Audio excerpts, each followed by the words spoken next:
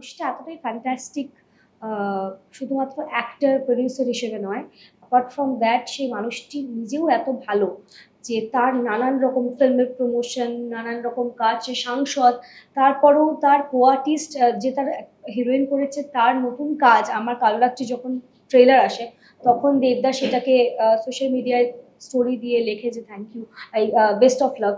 তো এরকম একজন কো আর্টিস্ট, সে এত বড় হিরো, তারপরেও যে সে এত হাম্বল এবং এত ডাউন টু আর্থ, তো মানে সেই তাকে নিয়ে মানে যত বলবো তত বেশি কম হবে।